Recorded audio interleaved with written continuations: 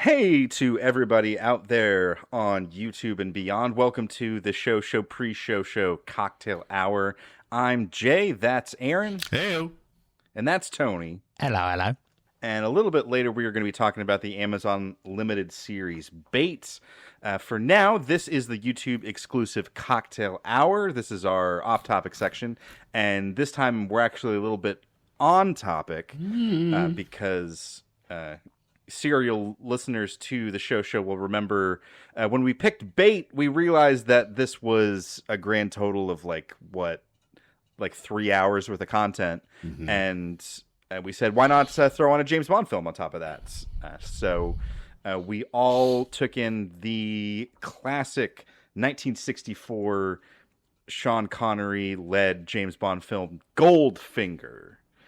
So I'm genuinely to tell you a little secret. I'm probably a little more excited to talk about Goldfinger than I am to talk about Bait, but we'll get to that later.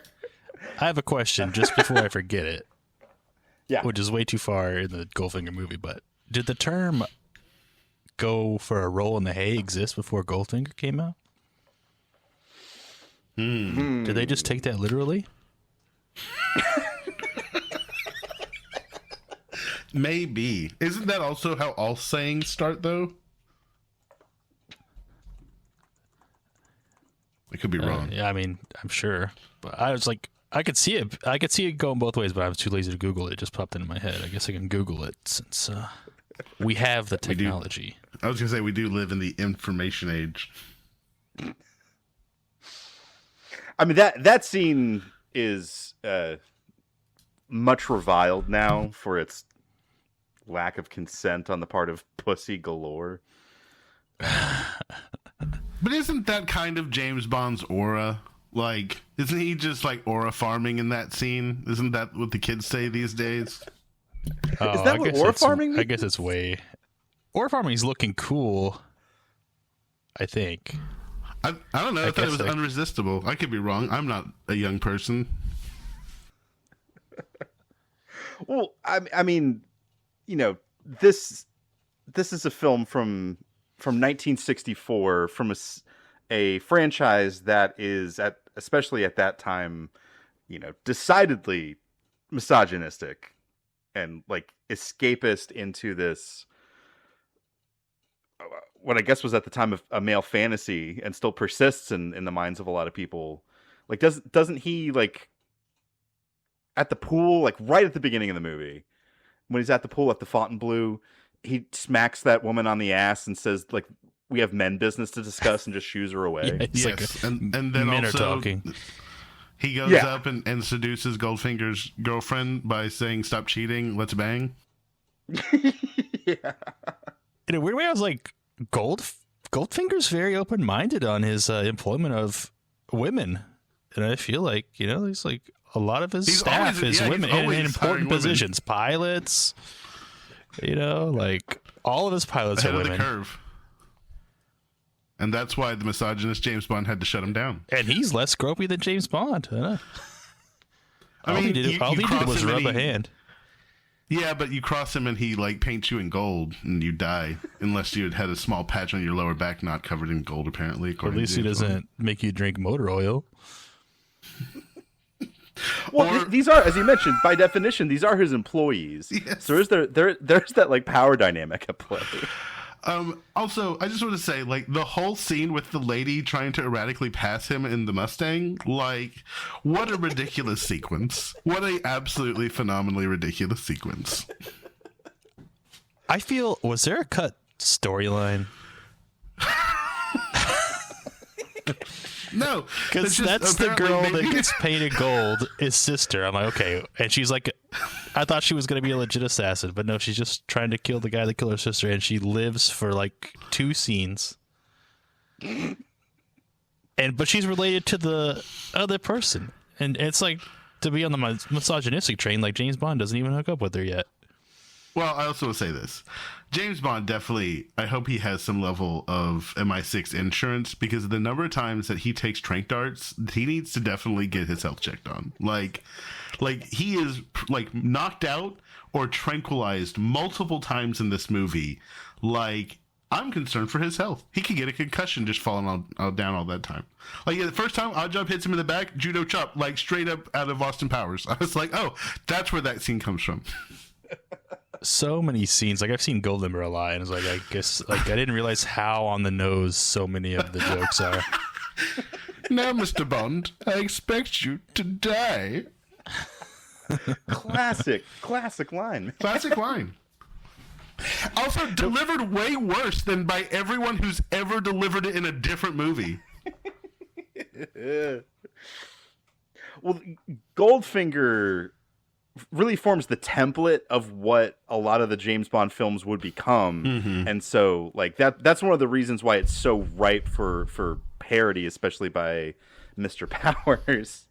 And I can't remember where I read it, but I read recently that when they were going to reboot James Bond with Casino Royale, they really had Austin Powers in their heads, and that's what took all of, like, the campiness and silliness out of the Craig Bond movies, because they were like, we can't go there anymore, because if we do, it's just going to invite people's attention to the parody. Yeah, but Craig, like James Blonde era of James Bond does come off really well. Like, I gotta say, like, they really did knock it out of the park with some of those movies.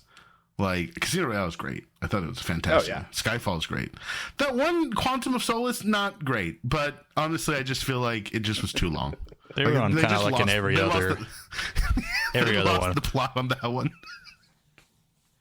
I was, like, pleasantly surprised to, I don't know if it was like, are villains done? Like, he wasn't incompetent, and I was just like, wow. I expected him to be like, I mean, Oddjob's like a stupid idea with the hat throwing, but like, who throws a shoe?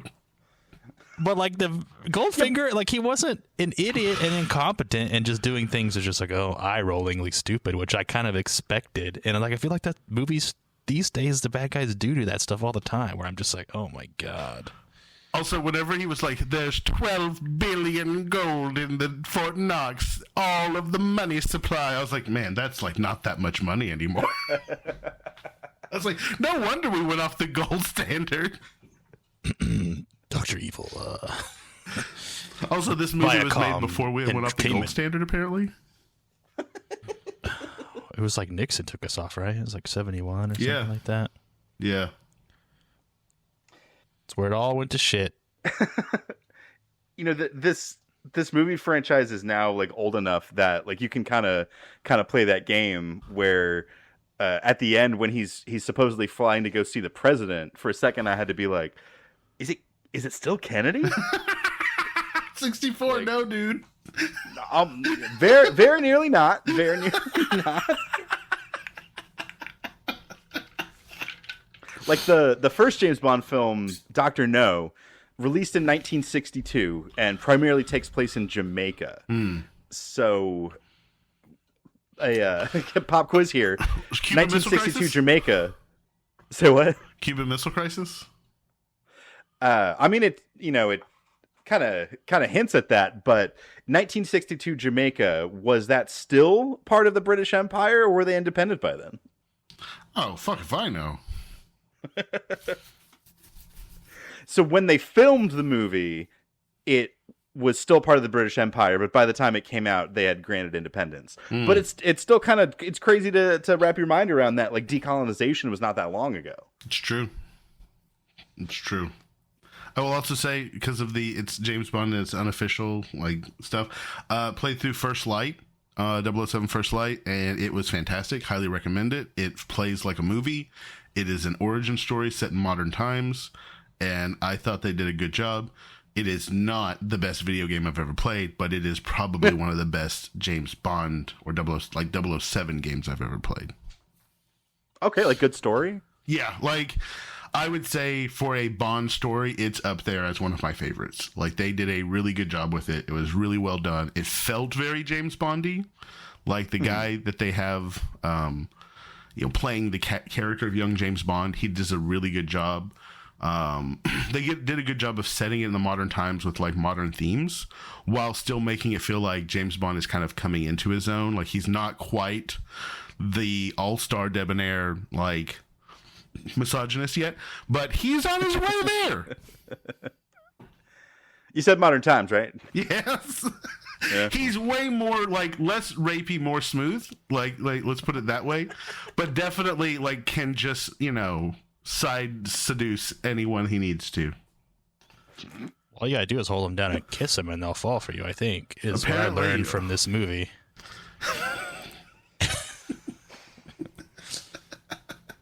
Was that the wrong message?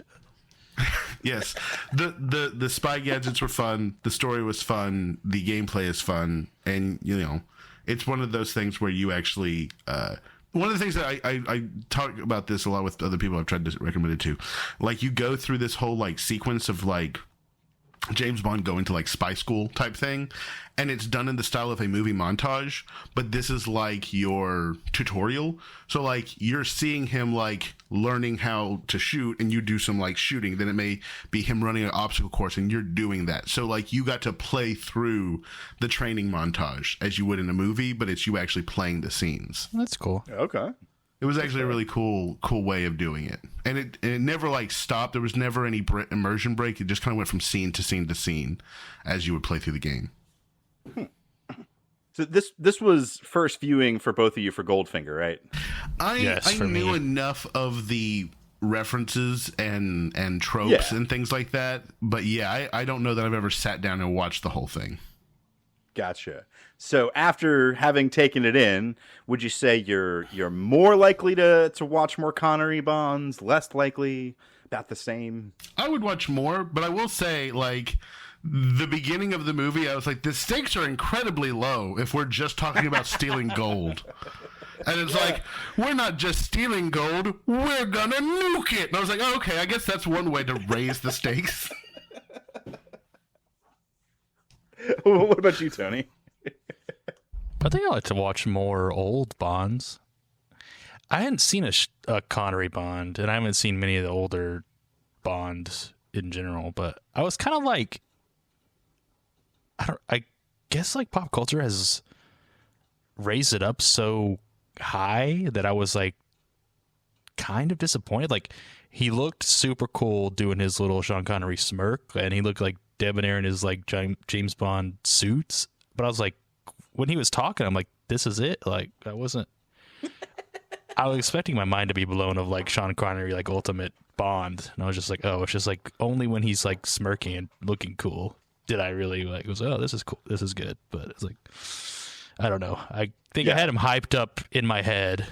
The first time that he's trailing, I think Goldfinger and Oddjob in the car, and this is with the whole Mustang thing. Whenever he stops at the gas station, so she can talk about the blown tires, that was a completely unnecessary thing to have happen.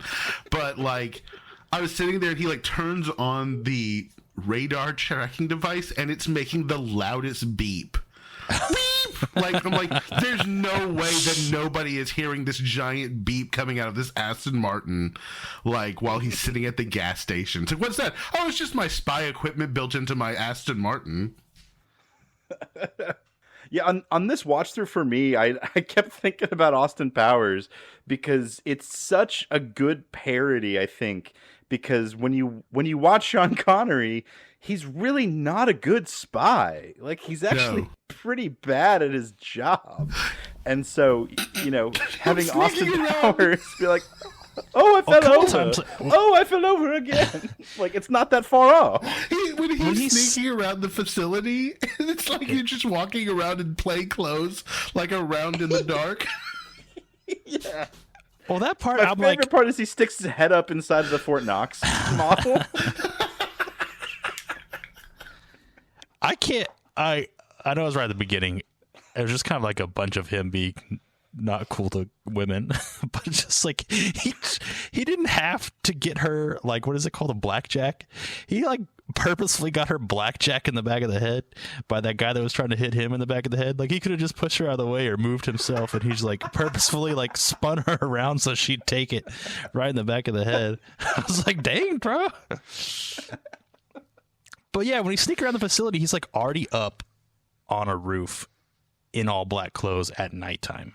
And people are walking around, and he's like, oh, I better climb up this ladder. I'm like, what? They're not going to be looking up there for you, dude. And they're not going to see you. You're going to climb up a metal ladder to make a lot of loud noise while they're walking around the corner. You can just stand still. I think that's just I don't know.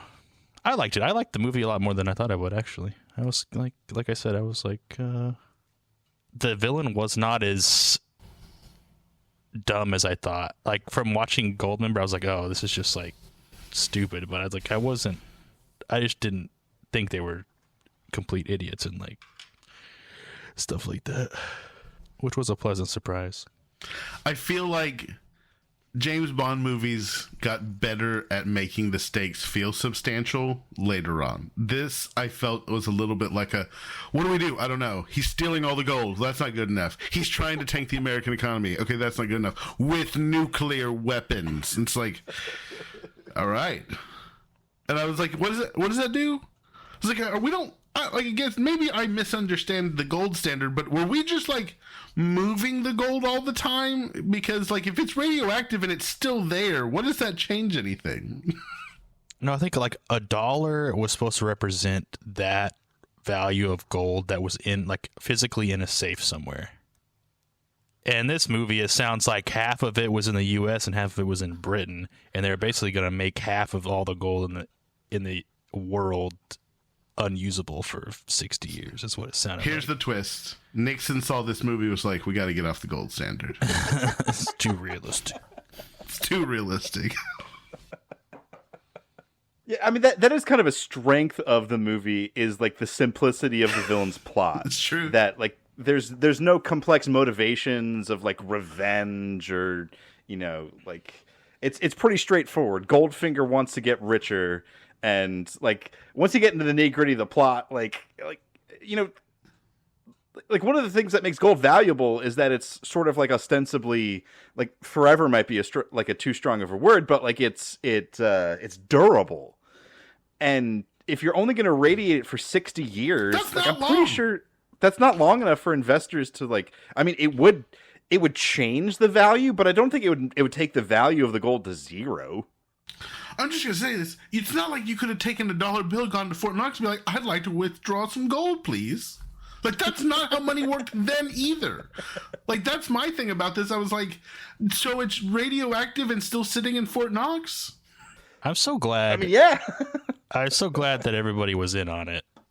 Yes. Because I was like, okay, these people falling over are like bracing them. They're not falling over. They're like going down to the ground on purpose in ways as to not hurt themselves. Okay, hold on. Best scene in the movie. Best scene in the movie, the car chase with the henchman, and he presses the button after launching the guy out of the ejection seat, which was hilarious. But he presses the oil slick button, and the like red oil comes shooting out of the tail light, and the car like chasing him then loses control and blows up without hitting hardly anything. Mid-air, just incinerates, killing everyone on board. At the top of the cliff. It wasn't even at the bottom. At the top of the cliff, it blew up. Like it goes off the dirt, and I was like, whoa, that must have been the prototype for the Pinto, because that thing blew without hitting anything. A light tap. Like, it wasn't just an oil slick; it was like a napalm slick. Okay, maybe that's it. But I'm just saying, like, that's my headcanon. Like, because it's so insane. It's so like Toon says the driving cat. I rewound it like 3 times. Just I was like, what blew that up? What was the logic there? At first, I thought they were on a dirt road too. I was like, wait, what is that going to do? Oil on dirt. Dude, they were. You were totally right. They were. They were, but then they weren't. Like, when it swerved, it was on a pavement. But I was like, when they were driving away, I was like, aren't they on a dirt road? Like, what's this oil going to do? Soak into the ground? Make their tires muddy? I love that he's ultimately foiled by a mirror. Like, that he's like playing chicken with himself and then drives into the wall because he was just driving out a mirror. I feel like he didn't use his gadgets very well. I don't know. Ejecting the guy was pretty good. The flat tire too. Like, he tore off 2 feet in front of the tire with blades, and she's like, "Oh, this is a normal flat tire," even though the side of my car is sliced up. I've never seen a tire go bald. They're brand new tires. I don't know. Do people just ship their cars easily across the sea all the time? Like, I get the bad guy and I get James Bond, but like she brought her Mustang. Like there's no Mustangs in Switzerland to rent at the airport when you fly in. No white convertible Mustangs.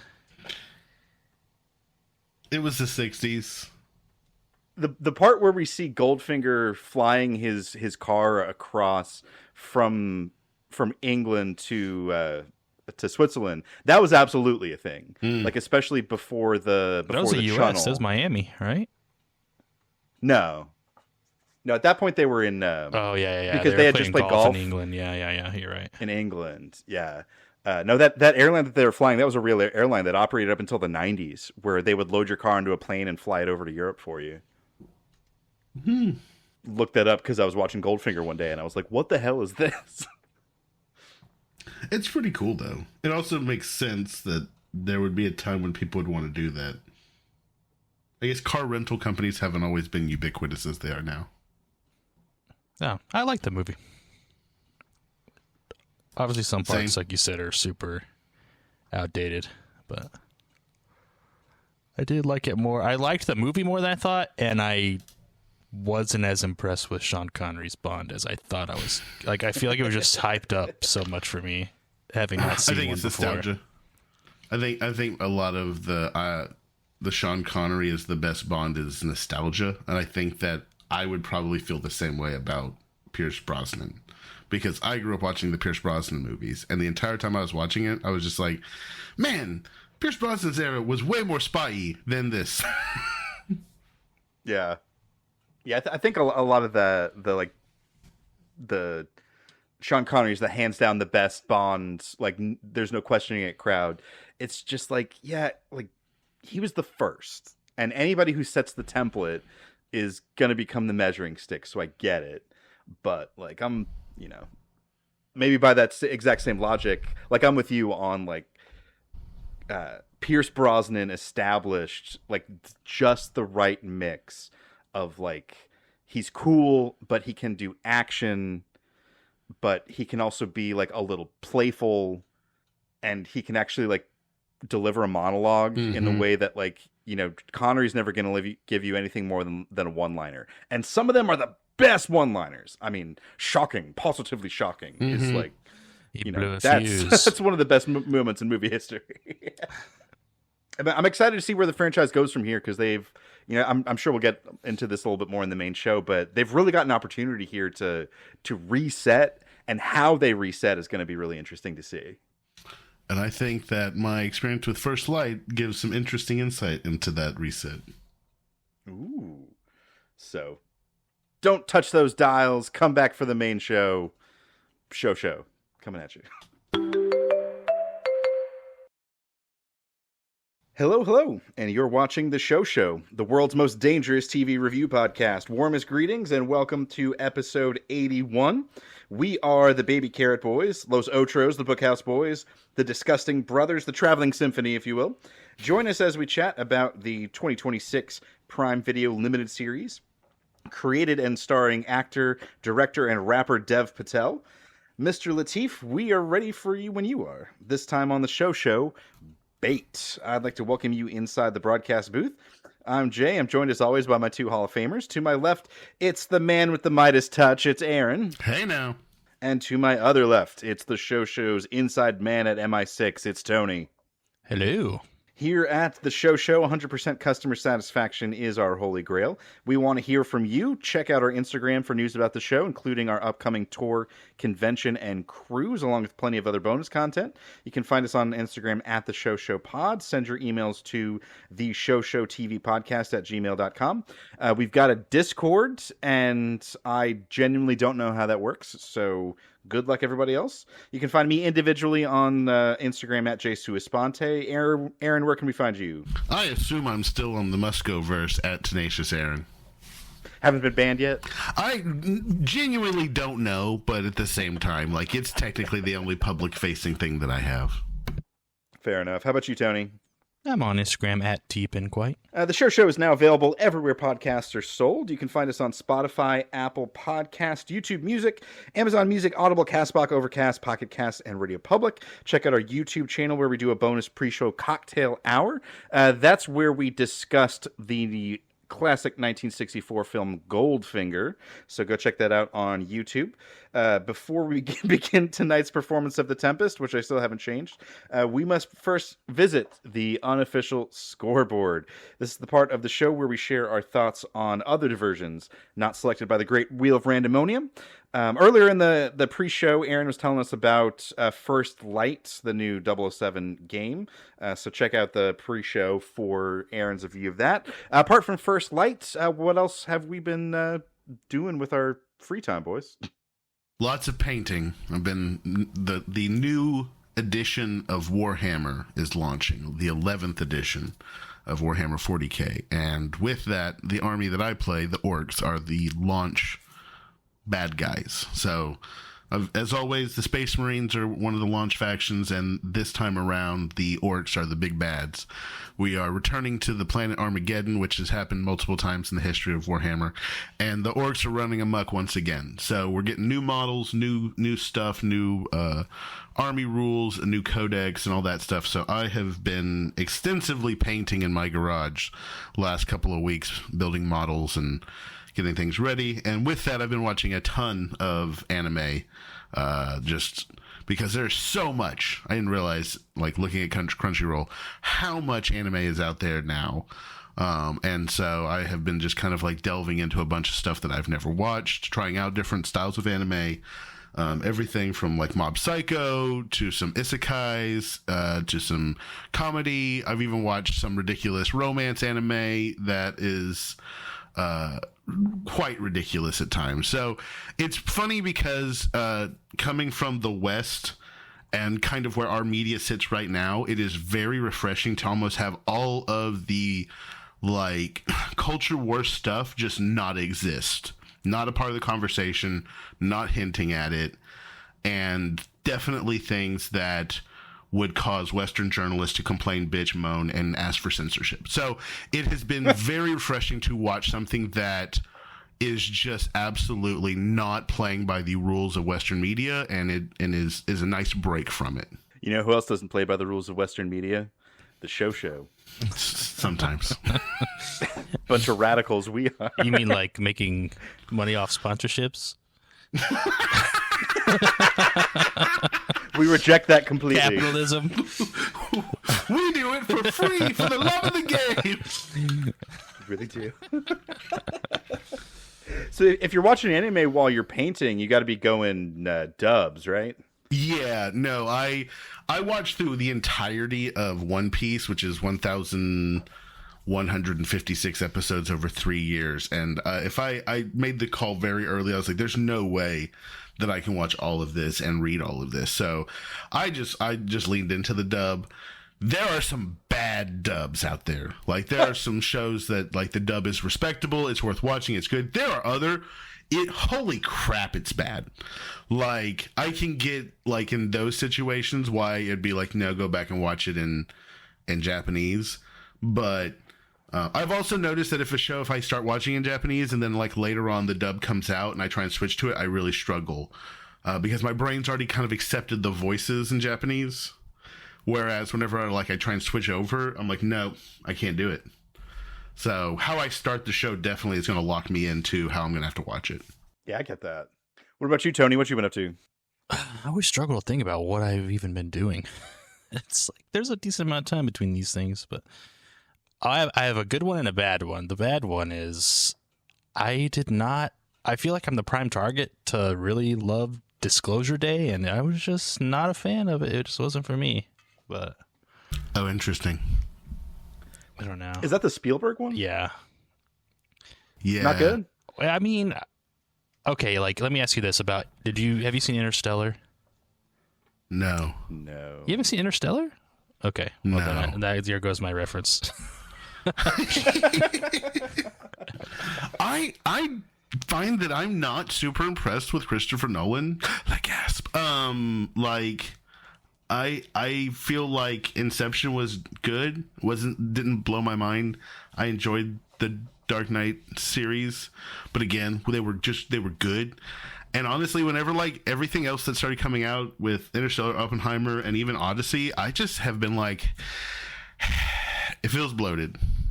It all just feels bloated and full of itself. It insists on. I don't want to. I don't want to like poison the well against Disclosure Day. So I guess if y'all watch it, whatever. I'm not going to watch it. I'll just be honest. Like, not something that I saw and was interested in. Christy might want to, but I did nothing about it looked interesting to me. Huge levels of incompetence on both sides, like good guy side and bad guy side. Just like unbelievable level. Like, I just took me out of it. It's interesting. The good one is it was all over my algorithm. And then enough of my friends liked it to get me onto Dungeon Crawler Carl. And I'm through the first 2 books, and it is legit good. Like, I really haven't... it is, like, geared towards adults, because there's, like, violence and cursing, and it's, like, geared towards me, because it's, like, it's almost like a anime. A reverse isekai? It's almost like you go into a game world and there's like screens and rewards and loot boxes and stuff, but it's actually good. Like, I really haven't liked something, which I don't read very much, which is why I'm so stupid, but I haven't really liked something. It shows a lot of potential in my head. I'm not gonna say it's like Harry Potter level. I guess it'd never be like a worldwide theme park level phenomenon, but I'm really liking the books. I think there's like 8 books out right now, so yeah, it's quite the cultural phenomenon. I was getting pretty heavily advertised towards it. I tried to dip my toe in, and I got through 1 chapter and put it down. I don't think it gets better. Audiobooks are for me. No, I think I'm just not an audiobook guy. Like, I've just kind of come to that conclusion, is that like, if I can listen to like the history of Western philosophy. I can listen to like something like that. Narratives in book form or an audiobook form, I can't focus on it. I constantly am thinking about other stuff or get like distracted and have to rewind, and it just becomes something that I'm not willing to stick out. So I'm gonna have to wait for the show. I think it's already been tapped for being turned into a show to really give my 2 cents, because I keep hearing exactly what you're saying. That people are, oh, it's good. It's got some great characters. It's geared towards like dudes, but I don't know. I listened to the first, I think the prologue in the first chapter, and I just was like, eh. Yeah, I get it. That's been good. Were you gonna ask a question about Disclosure Day, Jay? Or we were kind of asking the question of when was the last time that like a certain person made something good, like not to dunk on like one of the greatest filmmakers of all time, but like what was the last Steven Spielberg movie that you saw that you were like, that was a good movie? Munich. I haven't seen very many. I feel like I liked Bridge of Spies or something like that. That was a long time ago too. It's a long time ago too. Also, holy crap! Jay wouldn't have watched this, but Tony, did you watch Obsession? I have not watched it yet. That was fucking good. That was excellent. I still haven't seen Weapons. Like, I haven't seen any of these good. That movie knocked it out of the park. One of my new favorite horror directors, Curry Barker. Like, also his short film art, like his short content, like is like Tim and Eric level of ridiculous and obscure and weird and stuff like that. So the fact that he's like doing these comedy bits and then turns around and makes like one of the best horror films I've seen in a while, I love that, because that's the exact same thing that happened with the Wise Kids You Know director going and doing Barbarian and Weapons. So like, I am just absolutely loving these comedic directors turning around and using their like ability to understand timing and human reaction and making it horror.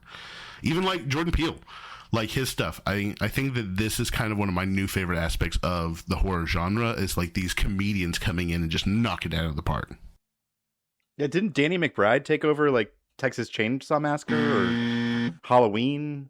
Like one of those franchises. I'd have to look. I don't know, but I don't know. If you, I know that horror's not your thing, Jay, but horror is one of the few types of films lately that I feel like we're still getting some like knockouts. Also, the acting in it is just phenomenal. Yeah, horror's really having a moment. Backrooms was good too. We saw that. It was good. Good movies though, yeah. Yeah, it looks like Danny McBride wrote both Halloween Kills and Halloween Ends in 2021 and 2022. Interesting. He was also a story consultant on Exorcist Believer, and he's going to be in Angry Birds movie 3. So he's got a lot going on. Good. Those movies don't have great rating. Just throwing that one out there. Angry Birds or the Halloween ones? I'm assuming all of those have not got great ratings, but yeah.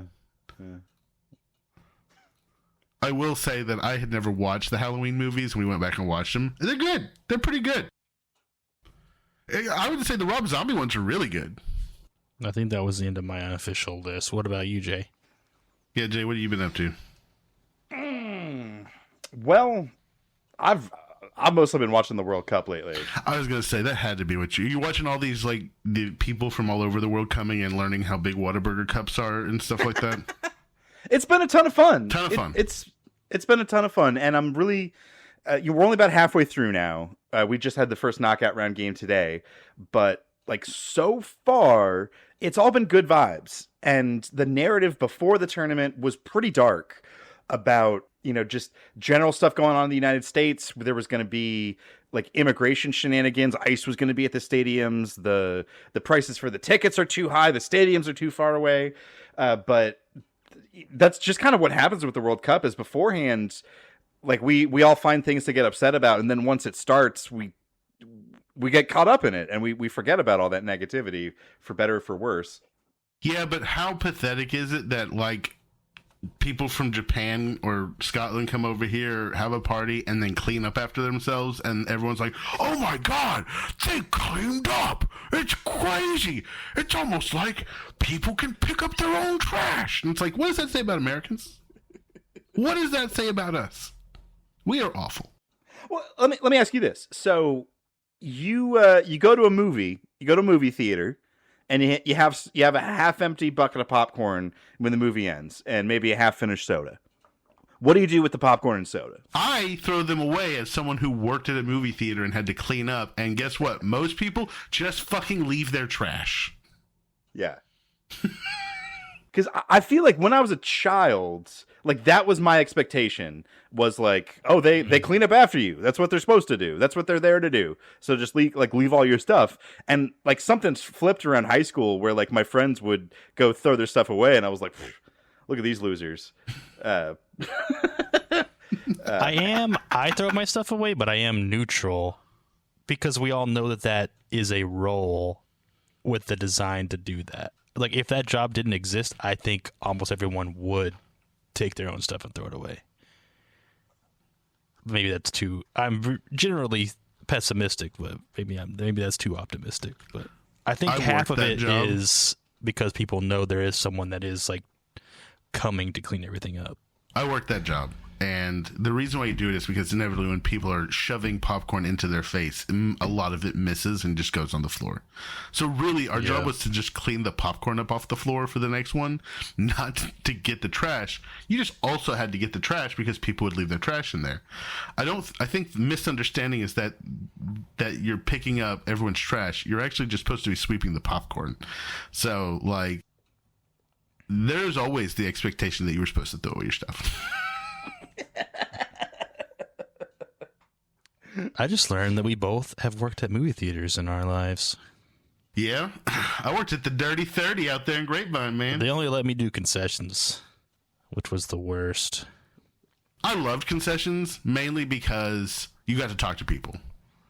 Fun fact, whenever I was working at AMC 30, I'm standing there one night. It's like a Wednesday night. Dude walks in, full black leather, top hat, a lady that's about 2 foot taller than him and about 20 years younger. It's Alice Cooper. And I'm like, holy shit, you're Alice Cooper. And he's like, yeah, I'm Alice Cooper. I was like, oh my God. He's like, I'm here for a show. I was like, that's crazy. And you're also here to see 17 again. Wow. Never would have guessed that. Big Zac Efron fan. Big Zac Efron fan. Maybe he's a Matthew Perry fan. Or he's just going to a movie with his lady friend. I thought you were going to say they went to the like Black he's a regular Lodge. Guy. When did you get out of the Black Lodge, Alice Cooper? Like, we're looking for a large red curtain. We thought it would be here at the movie theater.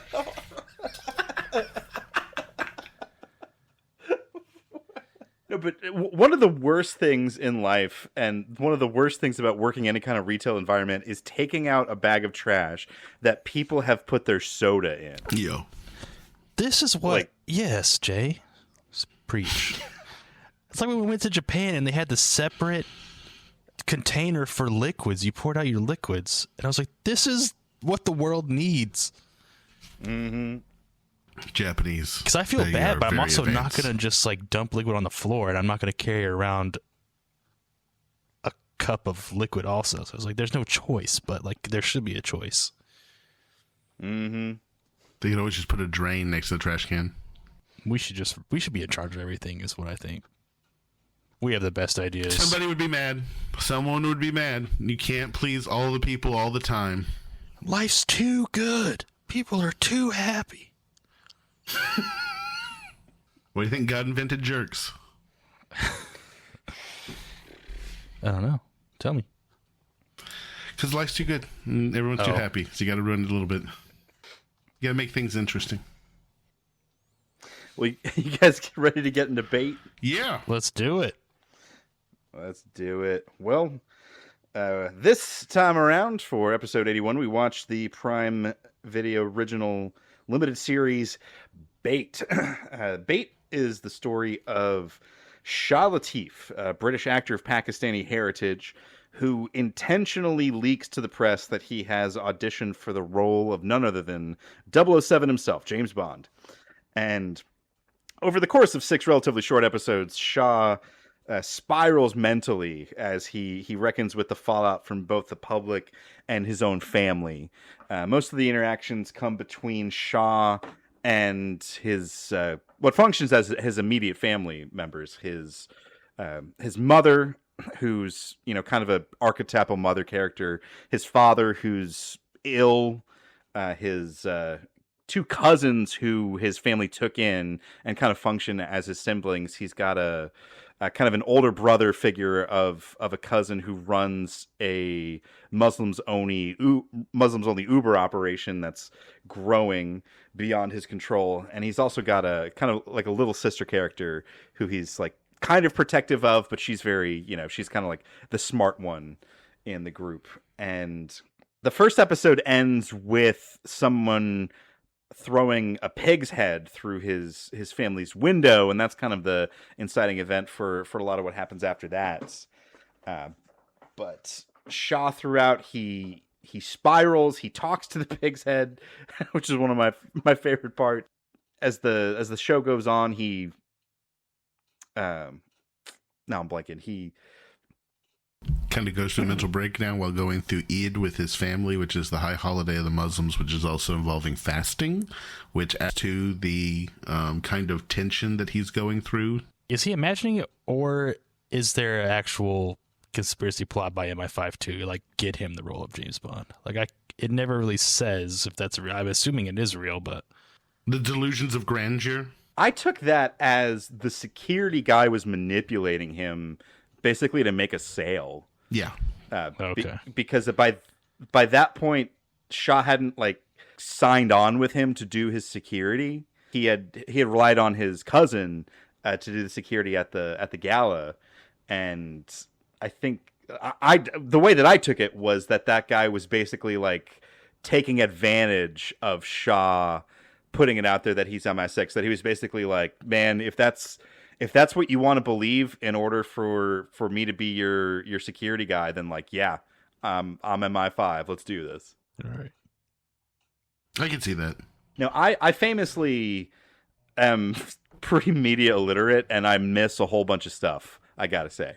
But and so a lot of times I have to go through and I read through like plot summaries to refresh myself before we record these. And according to the most reliable source in the world, Wikipedia, in the last episode of the show, in the final scene, when he goes back and he has his audition again, the Wikipedia article says that the director indicates to him that he's got the role, that he is going to be the next James Bond. Is that how you guys read that scene? That's how I took it. Kind of. Because she wrote in James Bond. She's like, it's a rite of passage, and they were gonna film him saying it. Yeah. Right. And he still fucked it up. Because I guess I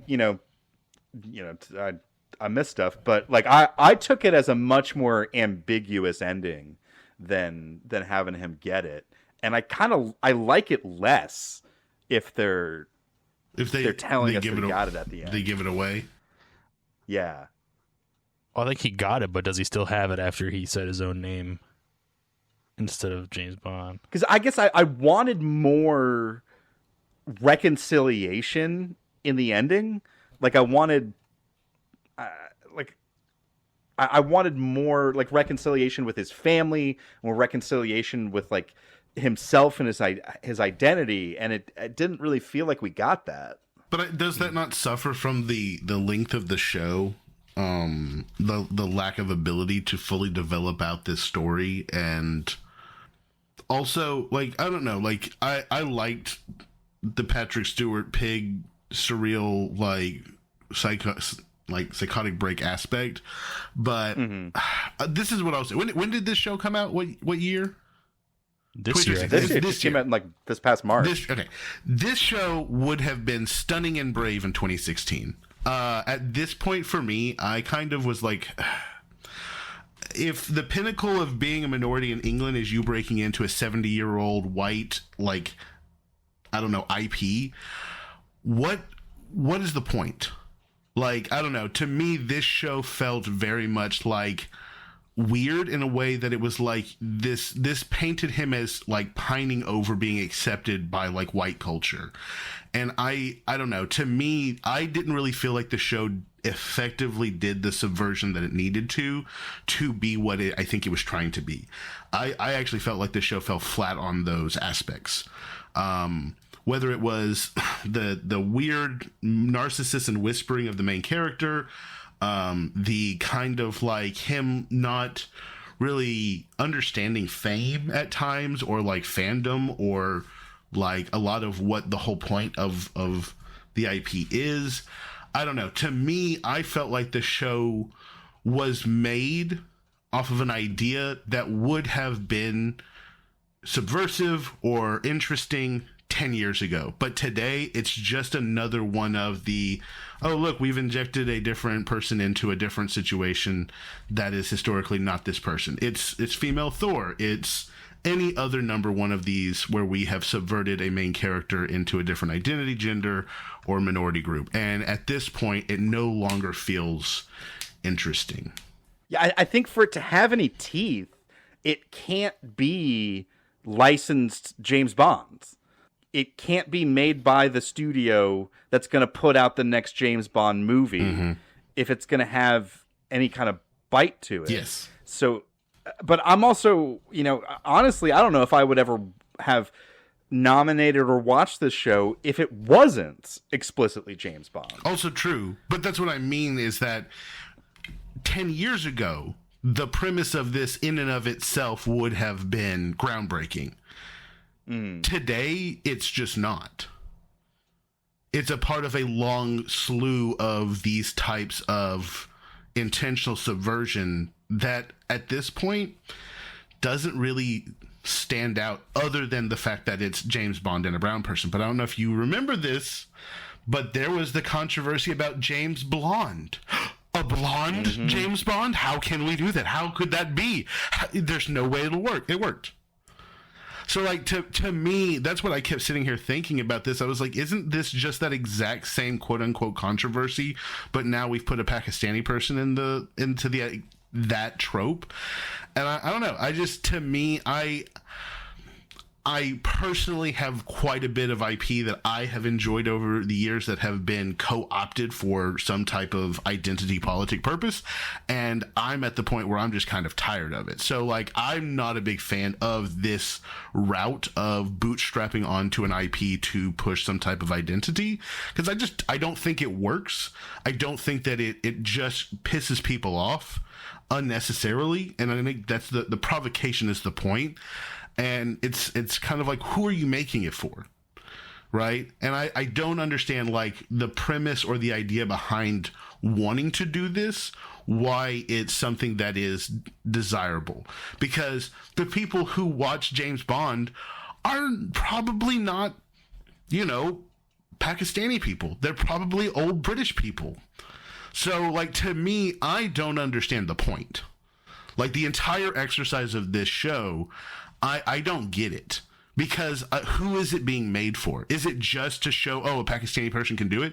Okay, and then look at Doctor Who right now.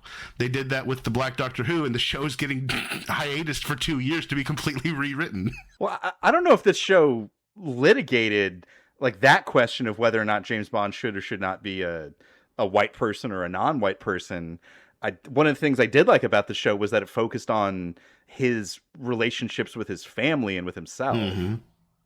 No, and those parts of his story and his like relationship were the best part. That doesn't have anything to do with James Bond.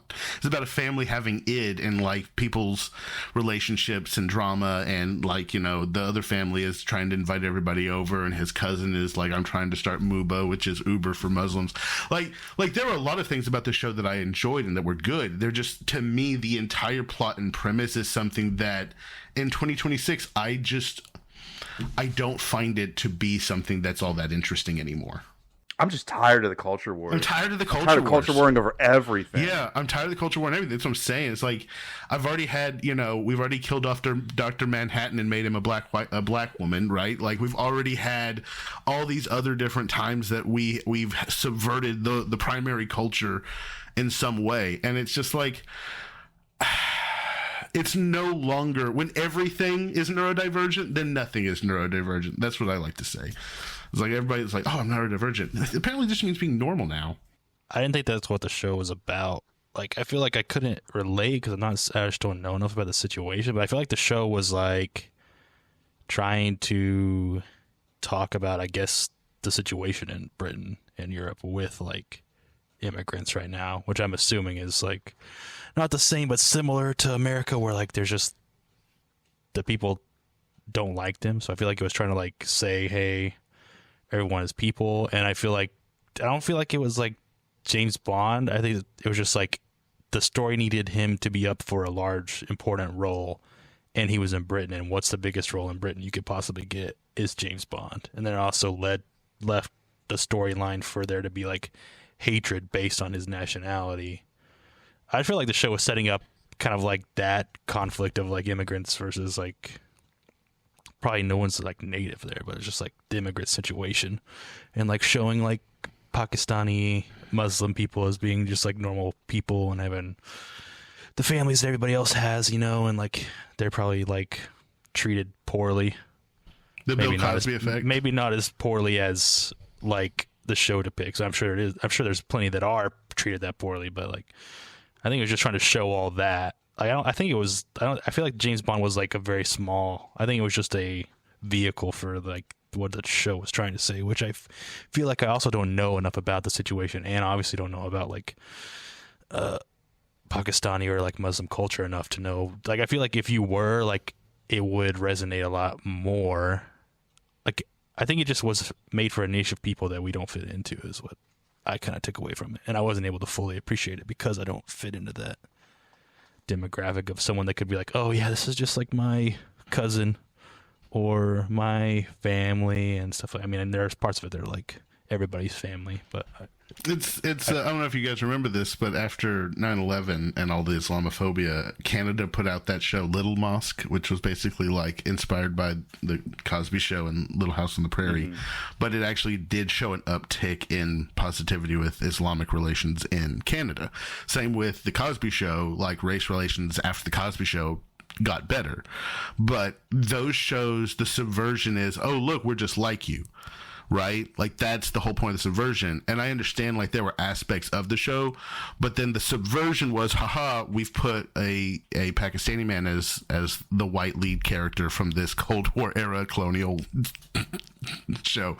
And what better way to piss off a bunch of people who really love their IP than by tinkering with it? And I think that that's the thing that I've never understood about modern writers, is it's like, hey, what do people like? Let's completely change it into something else for some type of like culture war.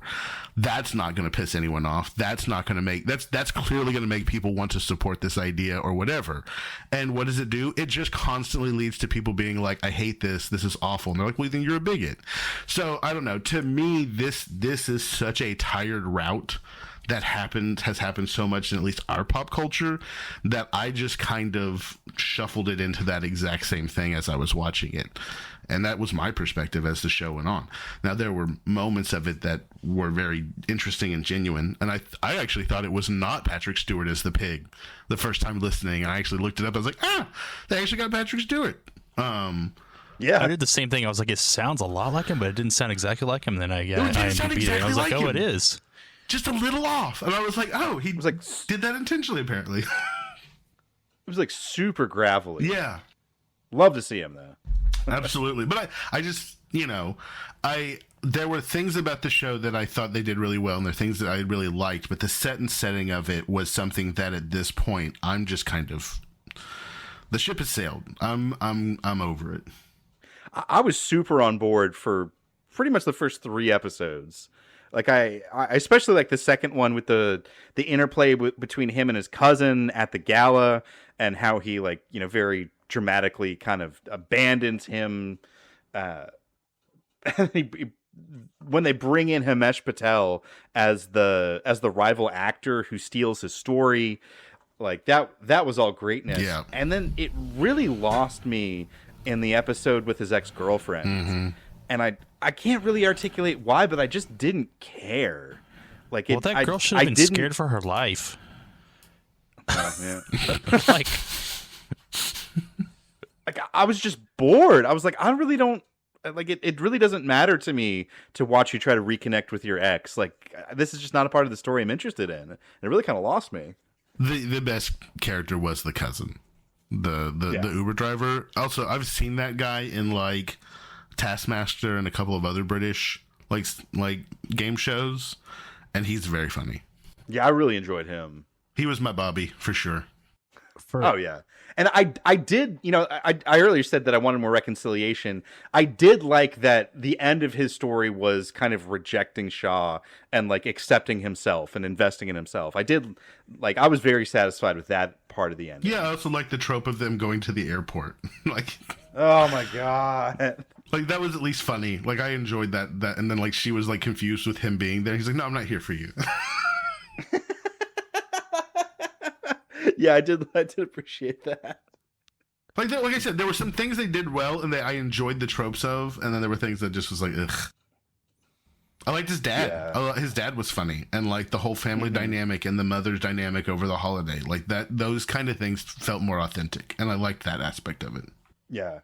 My problem with this was just like Succession season 1. It's like I don't like he was like a jerk character, and he never got really any sort of comeuppance that much, and he also never got better. Like, I don't feel like he was even that much better of a person at the end. So it's like nothing ever happened. Like, he got hit by a car, but it wasn't because he was an asshole. It's just because he was running down across the street without looking. And it's like he never really suffered any negative consequences.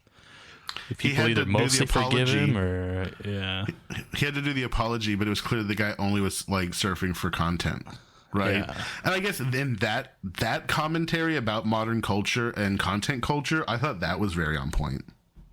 Yeah, that must be a British thing, because there's no way someone in America would ever not sue, even if they got what they said they wanted you to do. But can you send me a video of you admitting fault so I can get this to my lawyer for the lawsuit I'm about to file against you? I don't know. It costs a lot of money to pay for lawyers. You might make more money off of the views, the hits these days. Well, I mean, also keep in mind that this is a society where you don't have to worry about your medical bills being paid. That's true. That's true. I forgot about that. So I'm sure there is a personal injury law universe in universal healthcare countries, but I think the approach to it is just a little different. Yep. Maybe just property damage. Well, you got your pain and suffering. It's true. It's true. It's probably not covered by the NIH. Because the guy got his arm broken, didn't he? Yeah. Yeah. It definitely, in watching this show, it definitely made me more curious about like 007 in general. Like, I don't know where they're going with it right now. Aren't they? When was the last 007 movie? I should have looked this up beforehand. 2021. It's been a long time. If you look at the years that James Bond movies have come out, back in like the golden days of Bond, like Connery and more, it was every year, every other year. Yeah, damn. They were just pumping that shit out. And then even with Brosnan, it was about that same pace, but they would take a little bit more of a time between actors. But then once we get to the Craig era, and especially once COVID hit, like it all just, those timelines really, really stretched out. And at this point, as of recording now, we have not been announced who the next James Bond is going to be, but it's kind of expected, like not necessarily any moment, but like that decision's going to be made soon. I don't even know who. And after putting out a show like this, like it kind of feels like, and maybe it's also because like there are no serious candidates who are not white, that like, you know, it's not even being considered. Like it's gonna be a white actor. Honestly, the guy who plays James Bond in the game should be a contender. It would be a young James Bond, but he was that good. I felt like he did a really good job. He's also Irish, so it fits. I've heard a lot of great stuff about him. I mean, the other two big candidates that are being thrown around right now are, one is Jacob Elordi, which a lot of people say he's too tall, but you know, what's his name? Daniel Craig was too blonde. And then the other is, I can never remember his name, but it's the guy who just married Dua Lipa. Oh, like Callum something. Jacob Elordi, yeah. His mustache is just wrong. He looks like the mullet and the mustache. I can't get him out of the trailer park. Like, I'm just sorry. Also, he's Australian. No. We want Aaron Taylor Johnson or whatever that guy's name is. And we want Ariana Grande to date him so that he'll break up with his wife, who I think groomed him or something somehow. Yikes. I don't know. She's just like way older than him, and she was a producer on one of his movies or something. She's like, what are you doing to this kid? Callum Turner is the other guy. Is that who you're asking about? Callum Turner, that's right. No, the ears. Just saying. Just like you cannot be suave or debonair and be able to like get radio signals from space with your ears. Like that's just.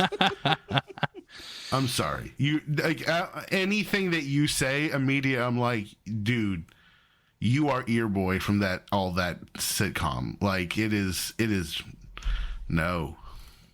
Oh, I guess the British people they already have like bad teeth, and he's got good teeth, so maybe they're just like, I will overlook the ears. The Calorine's too old now to do it. Also, I did not call Henry the mullet Cavill. making. Yeah, Cavill's great. Oh, Henry Cavill. He's gonna be on the Warhammer stuff. He's gonna be a Highlander, I think. Yeah, Highlander. Also, he was in Man from U.N.C.L.E. That was really good. He could do spy stuff. That was so yeah, good. U.N.C.L.E. was good. It was so good. I love the scene where like, what is it, like Army Hammer's on the boat and he's just in the car and he finds a sandwich and a glass of wine and it's playing the music. That's like one of the best scenes ever.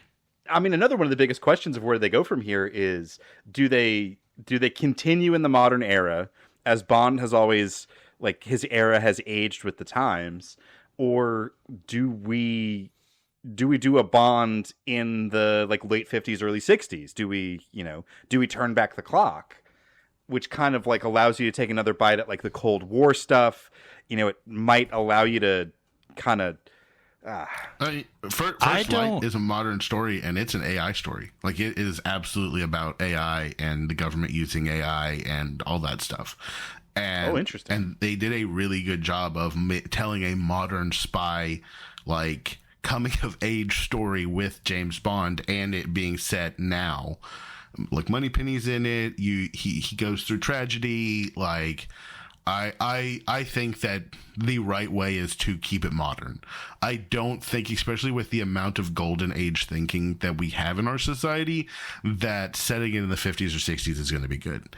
I think that you can show how you can have a suave, debonair,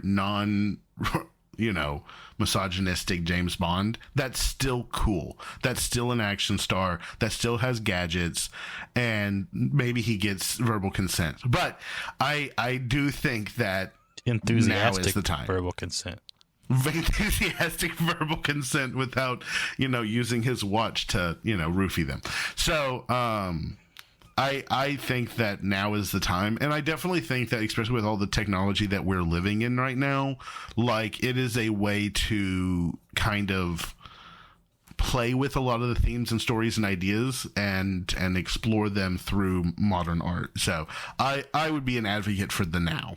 I think I'm with you. I think turning back the clock is kind of a easy short-term solution, and it's almost like if you can't tell a modern story, well then, I don't know, just stop. What's the point of the IP? Don't make anymore. I think it's gonna be hard to, like, how can any bad guy not be AI moving forward? Like, everything's it's gonna be like the Nazis. It's like every bad guy is somehow tied to the Nazis. Like, everything's gonna have to be somehow tied to AI moving forward, basically.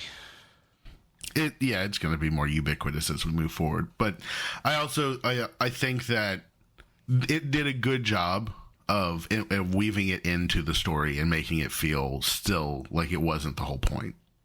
It felt very much like I like what you did there. Because we're dealing with AI and it's part of the conversation, like, the way they brought it in didn't feel necessarily overbearing. It didn't feel forced. It felt very like, oh yeah, that seems reasonable. Oh yeah, that makes sense.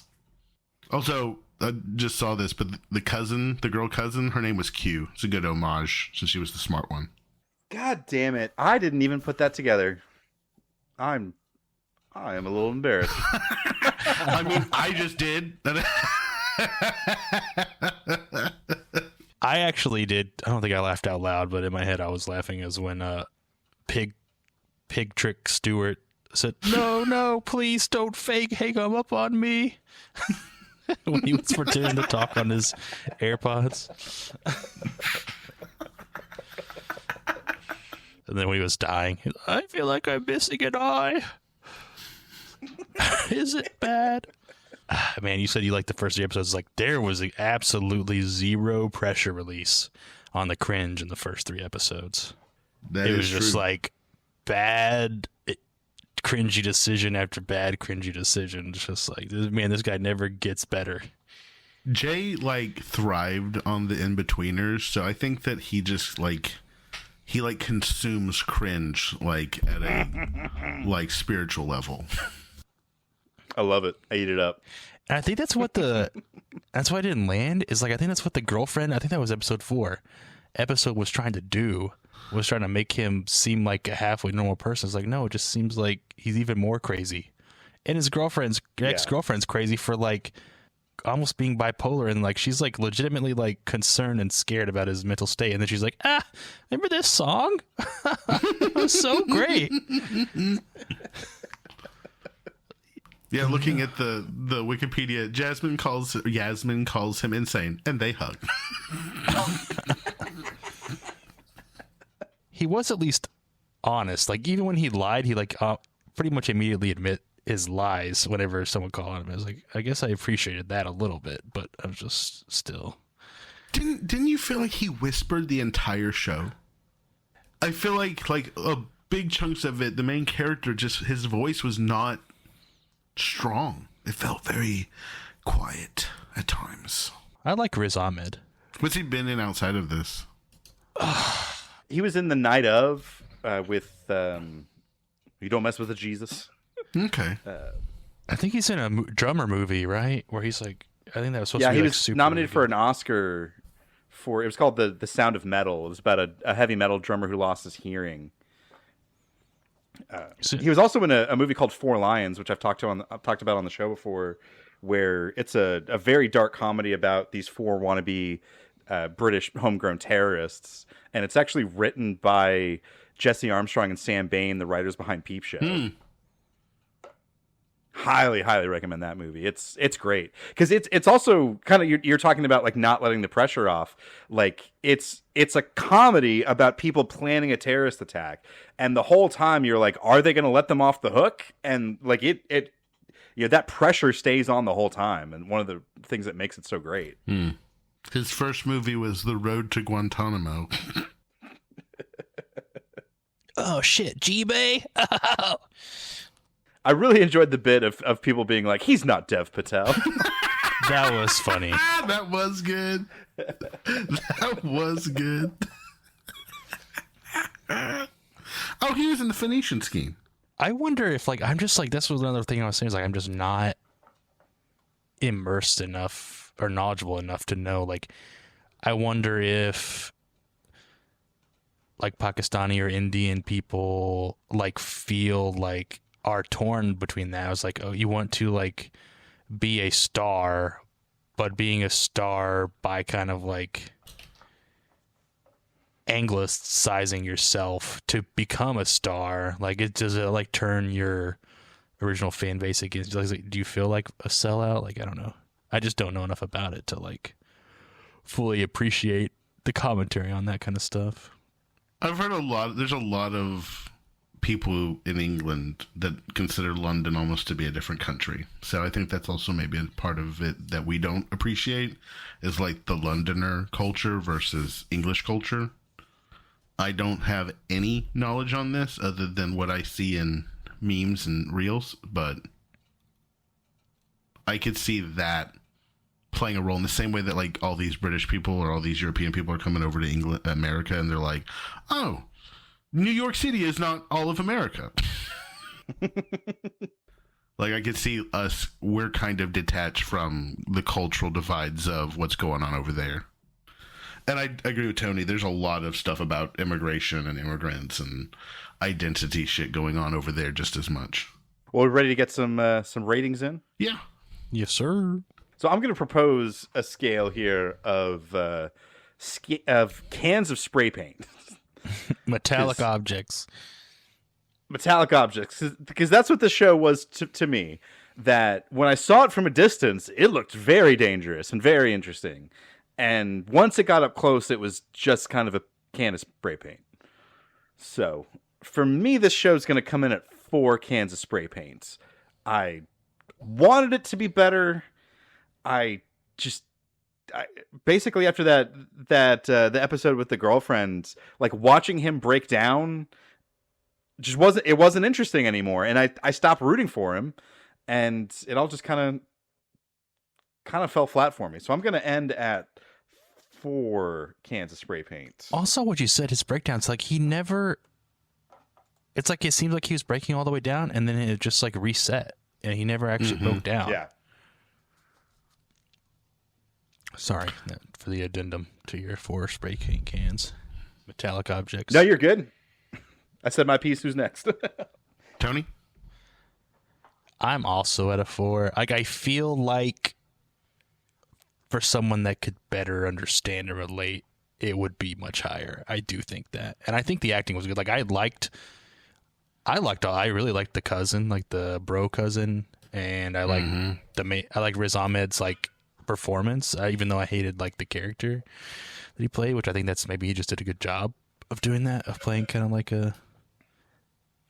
I don't know, coward sounds harsh, but just kind of that. It was his mentality, victim mentality, which he was a victim. I think I'd call him a coward. Yeah, coward's good. I thought everyone really was well acted. I didn't feel oh god, why is this person even on this TV show? But so I like the acting. The story, it didn't resonate with me just because, even if I could relate, I just the whole losing your mind but never actually losing your mind, and never getting your comeuppance or never growing into a better person. That just didn't. It's not kind of my jam. So I'm also gonna give it a 4 metallic objects. But I think for the right person, it would be higher. But I think that's kind of a small demographic that is the right person. I'm very close to y'all's score. I'm a 3. I think that the production was good, the acting was good. There were things about the show that I did genuinely enjoy. I felt like this was a show that was made too late. Maybe it's exactly what Tony said, that the cultural context is lost on me, and the significance or the importance of the conversation that they're trying to have on this topic is maybe more important over there than I appreciate. But I didn't find the overarching story, the overarching themes, the overarching characters to hit the way I would expect something that is attempting to be subversive on this level. I don't feel that the payoffs were quality. I do agree with Jay that them being like, you got it at the end kind of actually undermines the entirety of the entire like experience.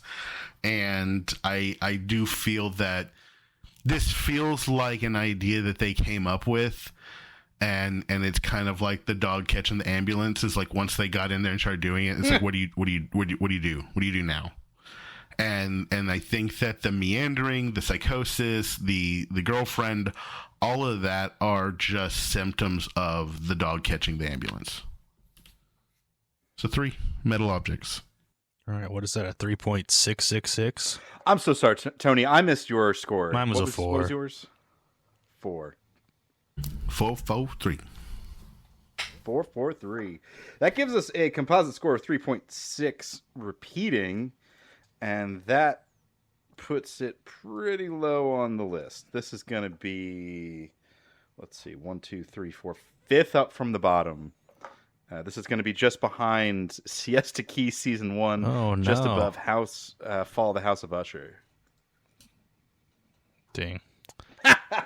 I think it would. But again, I think Aaron kind of alluded, like, maybe it needed more time. Like, I don't know why it's so short. I was happy because I binged all the shows that it was so short, but I was like, why is it so short?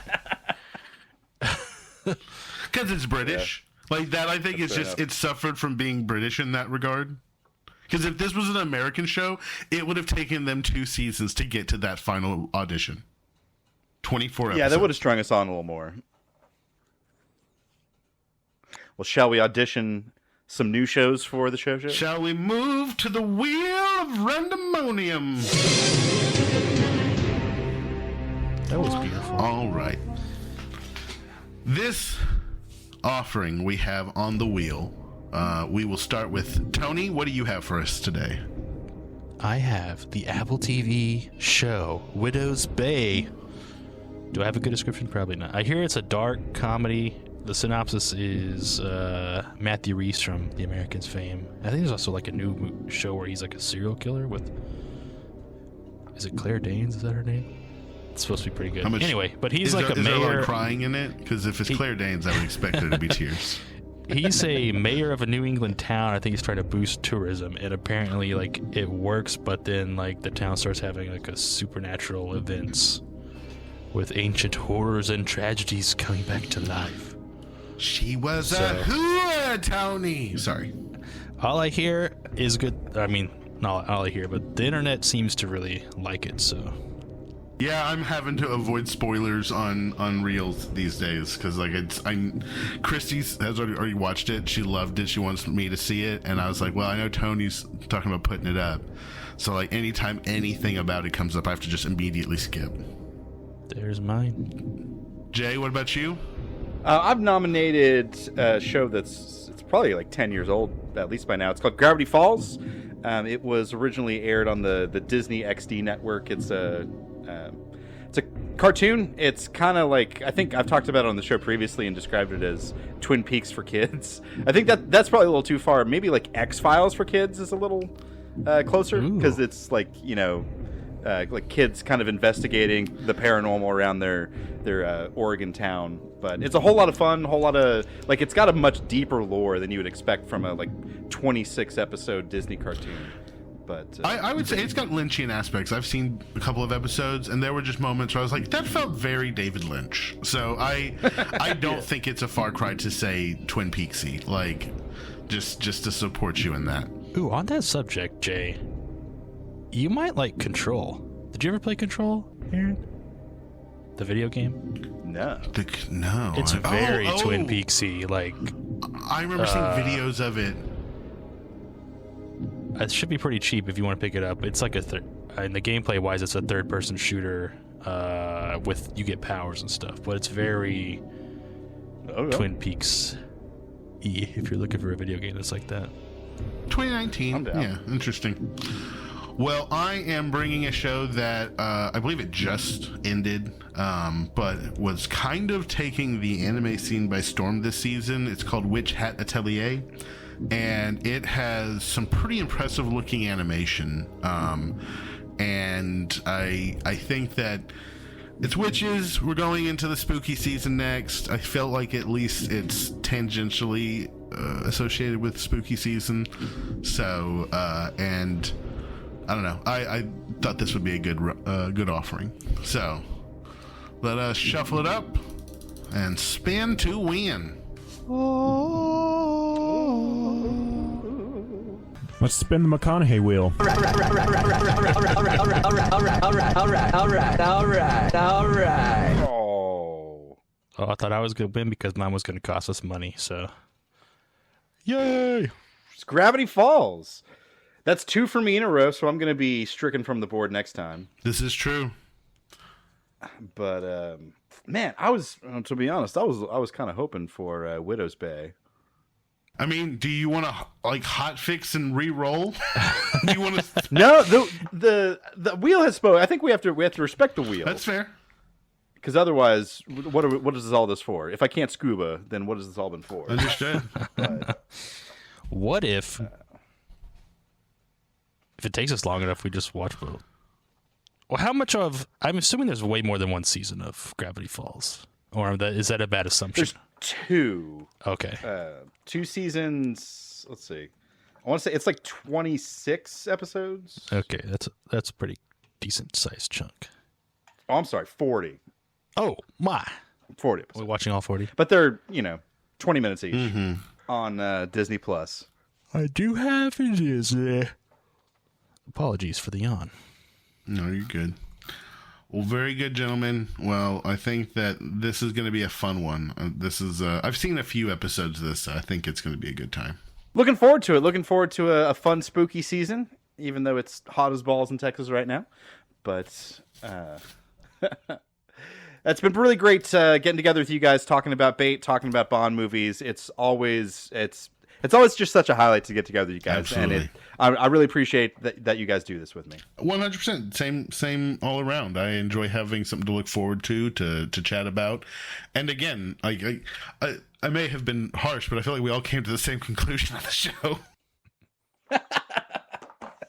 Yeah, well, I mean, this isn't the we sit around and tell each other how what great taste we have. We talk about these damn shows. Absolutely, and that's the other thing is I would rather watch something that I did not enjoy and be able to articulate why I didn't enjoy it. Like, there's a lot of people out there that I'll be like, well, what'd you like? What'd you not like? And they're like, I don't know, I just didn't like it. There's a reason why you didn't like it. Like, you got to use your brain. You got to kind of actually think about it. And that's one of the things that we do is we actually think about, why is it that this didn't work? Why did I like it? Why didn't I like it? And I think that it's an exercise that everyone should do, because I don't know about you, but sometimes I talk to people and they're just like, I don't know, I just don't like it. It's like, that you is lost me at exercise. Incredibly unsatisfactory. It's a mental exercise. Oh, okay. Yeah. I do appreciate that everyone's coming over here and eating our delicious food and getting fat while they're here. It's like, see? I've always said a in shape, ripped American is it's more impressive to me than a ripped in shape European or Asian. I'm just like, y'all don't even understand how fattening our food is over here and how deliciously deep fried it is. Mad respect. I think that the Europeans are also recognizing that. They're like, oh, okay, this is why everyone's fat. It can't be true, is it? Like how obsessed everyone is with ranch? They're trying to smuggle it back. I want it to be true, but I'm like, surely this is not. Surely this is exaggerated social media. I don't know. Some of the things that I find really funny is Waffle House is okay. It's not the best food, and it is got legendary status on the internet. Same with somebody went to Papa Bros barbecue or Papa Barbecue in Texas, and I was like, oh, that's not a highlight. That's a That's not the best barbecue. People like are getting excited about Chick-fil-A, and like it's like, oh, it's fine. I get more. The Japanese are my favorite to watch because they're the ones who like have the best like reaction to everything. The British people, I'm like, you're just our cousins. It's like whenever like the Japanese guys like they brought me bottomless chips, and it would be dishonorable if I did not eat all of those chips.